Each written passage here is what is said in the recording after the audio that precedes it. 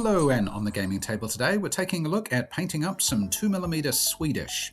So recently I bought some STL files to be able to do Napoleonics, or also things like the War of Spanish Succession, and I decided to get a test print done. I don't have my printer at the moment because I'm in New Zealand, so I had a friend test print some 2mm STLs for me. These are figures in tricorns. So I got some infantry done, some cavalry done, and some guns and commanders.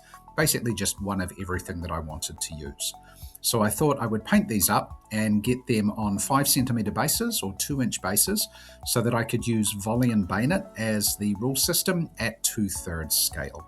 So let's take a look at how they painted up. After having a bit of a think about it and a look at the periods, I decided to do some forces for the Great Northern War, which was between Sweden and an alliance that was composed of Russia and some other states.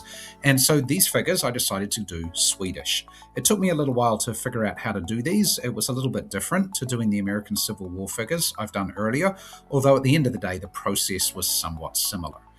So here you can see them all painted up. Let's take a look a little bit closer. Here are some of the infantry with their commanders leading them on horses that are part of the STL altogether.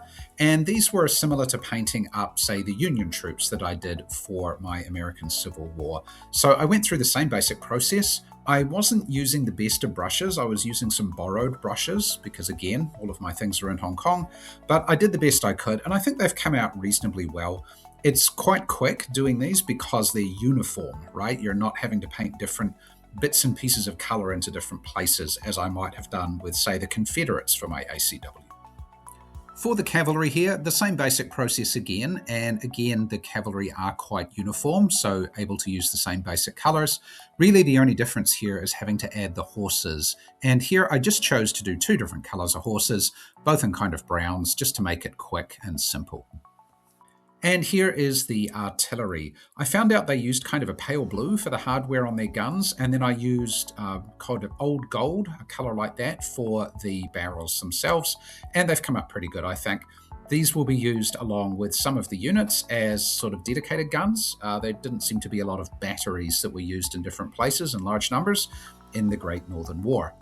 Also in the background there you can see a wagon and a caisson. Those are nice little additions that I can put on to add a little bit of flavor to some of the bases.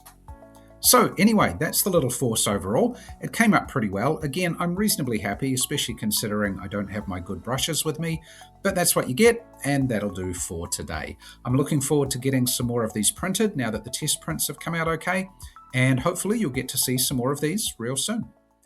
Anyway, I hope you found that interesting. Thanks for watching, and we'll see you again real soon.